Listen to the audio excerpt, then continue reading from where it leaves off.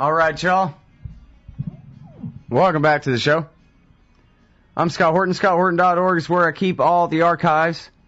2,500 interviews going back to 2003 that verify that I am always right about everything. You can tell by the questions I ask, really. It's all just the interview archives there, but still. Anyway, ScottHorton.org. Now we turn to another reporter from Interpress Service, IPSnews.net. What a great organization that thing is. Where would the world be without Jim Loeb and his great Interpress Service organization? A worse place. Certainly, we would be missing out on a lot of great journalism regularly churned out there. It's Adam Morrow reporting live from Cairo, Egypt. Welcome back, Adam. How are you? Good, Scott. I'm good. How are you? I'm doing great. I appreciate you joining us today, or I guess it's tonight over there. My pleasure. Yeah, we also just started the month of Ramadan. We've had the Islamic fasting month of Ramadan here. We're on the 5th day of that. Oh, there you go. So I guess that's sort of the center of everything. That's right. All right. So now there's a couple of big news stories out of Egypt. One of them is that I think it's just an announcement so far. I don't know if there's been any follow-through that anybody who's being held by the military under the old emergency law is to be released. I probably overstated that somehow. I hope maybe you can help clarify. And then also, is it true that they are opening, maybe you can tell us to what degree, how far they've gotten, whether it's true or not, that they are lifting basically the Egyptian side of the Gaza siege and opening the Rafah border crossing there? Sure. As for the first question, Egypt's new president, Mohamed Morsi, announced, I think about a week ago, or maybe less, maybe about 5 days ago, announced that I think it was something like 570 civilians that were being held by military courts would be released en masse, and that was a presidential decree that has been implemented. So that's quite a major development. That's a sort of tangible. That's one of the first tangible things that the president has actually done. That's been a long-standing demand of the revolutionaries from across the political spectrum, was an end to the long-standing Mubarak-era practice of trying civilians in military courts. So you have roughly, I think you have estimates of about 12,000 people, 12,000 civilians have been arrested since last year's Tahrir Square uprising, and several thousand of whom are still detained. And like I said a couple days ago, the president announced this Ramadan amnesty, and something like 570 will be or already have been released. So that's something quite positive that's come out in recent days.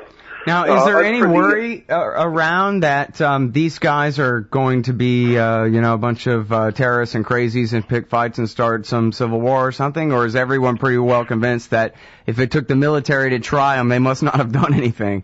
That's pretty much the way I look at American military prisoners, for example. Sure. Well, what the president did was, I think about 2 weeks ago, he established a committee that was specifically mandated with looking into the cases of all of these people, of all of these civilians that were still detained in military courts, to basically determine which of them were possibly criminal elements that had actually faced some kind of criminal charges, and which of them were just simply political activists and demonstrators who happened to be out participating in a demonstration when they were arrested. So I think it's pretty safe to assume that these 500 or 600 or so people that have been released were just your average political activists, young guys participating in recent demonstrations. Yeah. Well, so that's great news. Go ahead. That's yes, it's great news, and everybody's hoping. So does that mean? Wait. So let me ask you this: does that mean that the average people, the regular citizens of Egypt now really believe it really is an end to the emergency law, the era of the military's got your cousin and they'll give him back if and when they feel like it is really over? I don't think we can say that can be said with 100% certainty. People are still very skeptical about a lot of things. As you know, the military council still wields considerable political control here. But if nothing less, it's certainly a very, very good indication of the president's position on this thing and what we can expect in the future. And there is a lot of pressure on him. There is still a lot of pressure from, like I said, from across the political spectrum to release all of these people and to put a final end to this practice of bringing civilians before military courts. You know, if you want to try a civilian, you put them before a civil court. So again, it's a very good sign. It's a very positive sign. Mm-hmm. Okay, and now tell us about Rafah, because at least the headline's exciting. I wonder about the reality. Right, sure. The last movement on the Rafah border was last year. If you remember, we spoke about it at the time. It was about a year. It was maybe April of last year when they eased conditions slightly at the Rafah border and they started letting passengers in. It remained closed to commercial traffic, but they started to allow a set number of Gazans come in. I think it was like they put a cap on it. I think it was 500 a day were allowed to pass through, and there were still several restrictions still applied.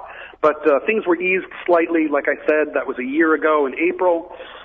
And now, recently, we've had the first sort of major change. We've had the first sort of major change to the status quo just coming out in the last couple of days, where apparently restrictions will be eased further. And I think Gazans will be allowed into Egypt without having to obtain an Egyptian visa beforehand, which is something. There was also talk that regulations were being changed at the Cairo International Airport to allow Palestinians to fly in. Which also represents a change. I also read a report recently, however, that somebody spoke to someone at the airport, and an airport source said that no official orders had actually come out in that regard. So it's still a little open to question. We're not exactly sure what exactly what exactly has changed in terms of regulation. That's something that people are still looking into and trying to figure exactly what has changed technically. But it's such a sensitive subject, as you know.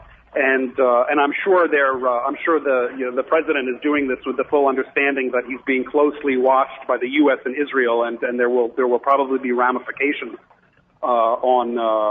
there'll be consequences to any kind of decision like that. So it's extremely sensitive. Well, the last time a bunch of weapons went across that border into Gaza for Hamas to get, it was, and I think we've talked about this on the show too, Adam, it was the Egyptians working with the Israelis and the Americans to do so, to try to arm up Fatah, and it backfired, and they, instead of having to form a coalition government with the PLA, the Hamas guys ended up winning outright and taking over the entire thing.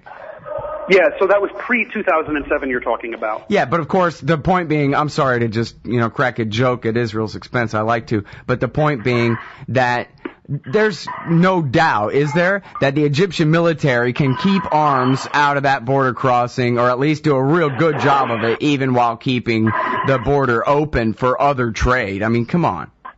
Oh, definitely, absolutely. They want to pretend that they have to blockade every little thing, and that anybody wants to, sell a box of salt or anything else to the people of Gaza, they have to give it to Israel to deliver first, and all of this kind of thing, in order to keep weapons out. That's the theory that they sell, and yet it's... Oh, absolutely. There's just no reason to believe in it. Yeah, no, this is typical Israel, this sort of constant talk about, the existential threat, this threat to their existence, that if you even open up the Rafah border slightly, it's going to, tons of arms from Iran are going to immediately flow into Hamas from Iran, and all of that sort of thing. It's vastly overstated.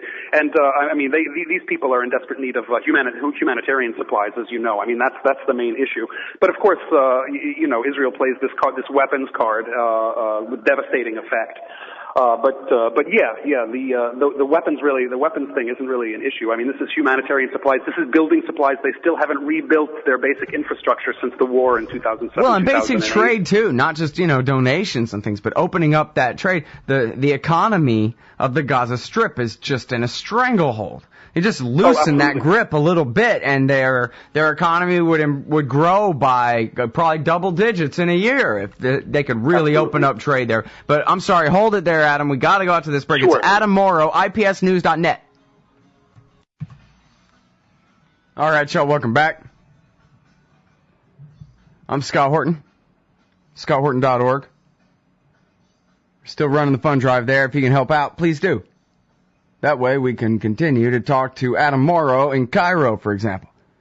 He's a reporter for Interpress Service. And right now we're talking about some of the changes since the Muslim Brotherhood candidate was elected president there. I guess the military thought better of canceling the results of the election and putting the old regimist in, and thought that might backfire. I'm sure they were right about that. But so now we see, I don't know, there's of course always speculation in my head, and I'm not sure who else is speculating or writing about this. I should be watching more closely, but I always basically suspect that any faction coming to power overseas has already made a secret agreement with the Americans that we'll do this and that for you if only you don't kill us, and which is the standing threat. You know what I mean? So I wonder, and of course there's a history of the Muslim Brotherhood and the CIA going back or whatever. So I don't know whether this guy's really friendly with Hillary Clinton or not, or what's the real story there. And I guess I want you to talk about that. But first, please finish up about what you were saying about Gaza. What's the real extent of the change, or what does it look like so far, at least, with the opening up of the Egypt side of the Gaza blockade? Well, it looks like regulations have been changed slightly to ease the blockade on the average sort of Palestinians who need, for example, medical treatment in Egypt. College students who are studying abroad, things have become easier for them to cross both the Rafah border, and it sounds like possibly in Cairo International Airport as well. Mm-hmm. However, that being said, it still remains until now.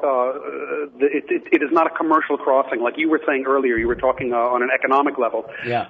Commercial trade is still not possible across the border as of now. I mean, it's still very early days. The new president has only been in office for 2 weeks or something like that. So this just looks like a tentative first step towards the complete lifting of the siege from the Egyptian side. There have been statements have been emanating from Hamas. I know Khalid Mashal said recently, who's Hamas's political chief, said recently that I think the quote was something like, "We are expecting good things from Egypt's new president. We've been told that we're to expect a pleasant surprise of some kind, which would lead observers to believe that more such changes will be coming in the short to medium term." I just wanted to say also about in terms of the commercial nature of the border. If you talk to a lot of these people in Gaza, what they'll tell you is while they appreciate a lot of these donations that are coming in internationally, both from the Arab world and from the West, you have a steady stream of these aid convoys. They appreciate it very much, but what they say is we don't really need donations. We want to open the border up to trade. We want to buy stuff.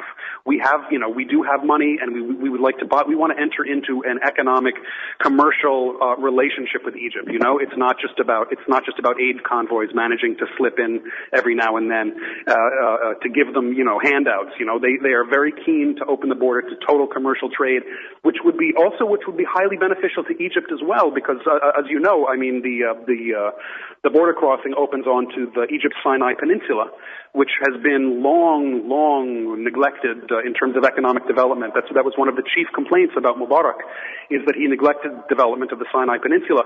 So if you were to open that border to total trade, it would also have the effect of encouraging local industry and commerce in the Sinai Peninsula as well, which is something that most Egyptians from that area, I suspect, would welcome.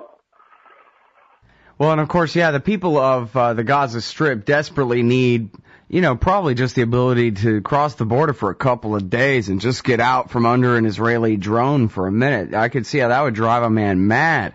Give me 2 days of R&R across the border, Definitely. This is another thing that doesn't get much press, are the constant drone flights, these constant the breaking of the what is it called, the sound barrier by Israeli fighter jets and that sort of thing is a regular practice. It's sort of a low intensity psychological war on the population there. And if you talk to just average people from the Gaza Strip, will say, talk about how these things have taken a toll on their children's psychology, and their kids can't sleep at night, and they're because of this constant low level sort of psychological warfare. You know, these constant threats of another possible attack on the Gaza Strip, which have kept everybody in a state of incredible fear and anxiety for the last couple of years. So this is another thing that often goes unreported. But yeah, I'm sure most of them would love a couple days respite from that sort of environment. Yeah. Yeah, you know, it's a very 21st century form of warfare going on there, I guess. And I always try to remind people of this Washington Post piece about it. And just, you know, Gaza, drones, and Washington Post is probably keyword enough for people to find it on the first page of results there. Where the whole first half of the article is how poor Israel has to do this. But once you get past that and they talk about what life is really like in Gaza with the constant buzz of a drone in the sky that may or may not kill you for reasons that you cannot know from people sitting far away. Wow, that's a very particular, very interesting kind of slavery.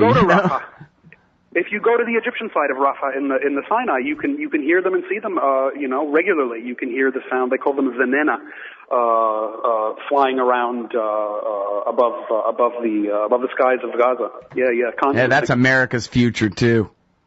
I've read, I don't know if this is 100% confirmed, but I read that American law enforcement is increasingly relying on drones to police borders and stuff like that. It's I don't know a if race they've been to see who can get the most first or not. Oh yeah, they all love it. In fact, Austin police, where this show is in Austin, Texas, they were the first ones to use a drone on a drug bust. Well, the guy lives on a hill, don't you know? He could do something to us, so we had to fly our drone up there first to check it out. That's the first one, and the precedent set. But anyway, so America becomes occupied Gaza.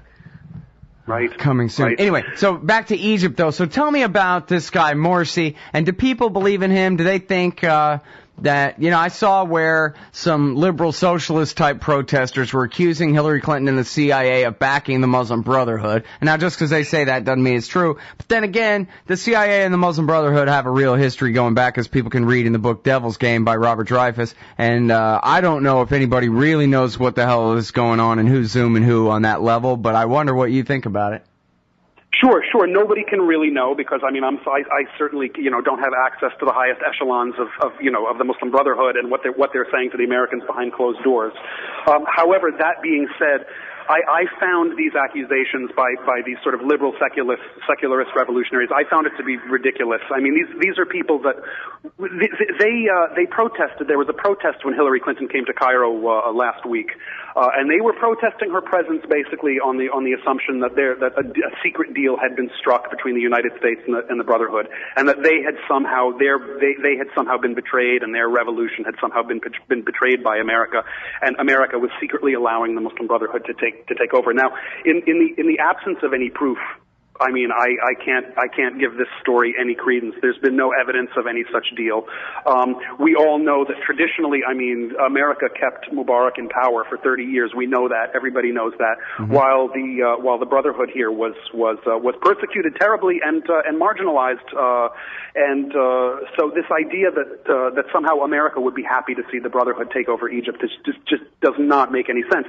And until any evidence to the contrary is produced, I give the whole idea very little credence. Yeah. And on the other hand, though, now Hillary Clinton has one job, which is keep Egypt in our camp somehow, which means that so even if it's a really as legitimate as it needed to be anyway, democratic process that brought the Muslim Brotherhood to power, and they really aren't in America's camp, she's got to bribe and threaten them into saying, okay, lady, we don't want no trouble with you. We'll take your money and we won't cross your lines, or else they got trouble. For real. You know how America is. Right. We'll bomb the hell out of that place.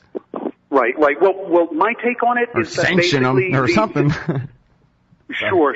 Well, the Brotherhood, as we've said before, has a history of pragmatism. It's shown incredible patience in terms of its political history. It waited 80 years before it managed to finally assume power. I mean, 80 years in opposition, facing incredible persecution, and now it sort of finally has its chance now. My take on it is that they're basically not going to do anything when their situation is still so precarious on a domestic level. Right. They are certainly not going to do anything to rock the boat on the international level. I basically think what I believe is, and Camp David is sort of the perfect, is the sort of quintessential issue that all of this sort of hangs on. And I think what their sort of mid to long term game with the Camp David thing is, they have consistently, even before the presidential elections, even before parliamentary elections, shortly after the revolution last year, they have consistently stressed that we will respect all international treaties and obligations, in an obvious reference to Camp David. Now, their mantra, the mantra that they repeat about this, as we're seeing with increasing frequency, is that we will respect all treaties and obligations as long as the other side does the same, as long as the other side also abides by the terms of whatever treaty and obligation the treaty and obligation, the treaty in question. So what I think they're planning on doing basically is paying lip service to this treaty, paying lip service to the U.S., saying, look, we're not going to rock the boat, we're going to respect all of our obligations, while basically focusing on the domestic scene and basically focusing on what they're calling their Renaissance project, their Egyptian Renaissance project, which is to basically get Egypt up and running again after 30 years of incredible corruption and neglect on the part of the Mubarak regime. So I think they're going to, for at least the next 5 years or so, they're going to focus on getting Egypt back up and running again economically. They're going to try to get its tourism sector back running after a year and a half of very low performance. They're going to try and they're going to tackle chronic economic problems like the incredible unemployment problem that's been here. They're going to focus on these things, their education sector, their public health, public services, this sort of thing. This is going to be their main focus. And when they feel that Egypt is on its feet, when they feel that when they sort of have confidence, when Egypt sort of becomes a player again and has has a bit of gravitas, has managed to make it, has managed to regain some of the power that it used to wield. I think then, only then, will they start to challenge some of these international treaties, by which I mean Camp David. At which point they will say, look, we've always said that we would respect these treaties and obligations as long as the other side respected it, and it's very easy. They won't have to wait too long until Israel itself violates the treaty in some capacity. If you remember last year, Israel flew a couple of gunships across the border, killed 5 or 6 Egyptian military personnel, and then flew back again. And there was never any with total impunity. There was never any sort of reaction. There was never any sort of legal follow-up. There was never sort of anything. And that was a clear. Even though the Israelis said at the time that they were pursuing Palestinian militants, this still represents a clear breach of the Camp David Agreement. You couldn't really come up with a more flagrant breach of the treaty. So I think they're just going to wait until the time is right. Be it 2 years from now, be it 5 years from now, who knows, maybe 10 years from now, at which point they're going to say, okay, look, you just broke the treaty yourselves.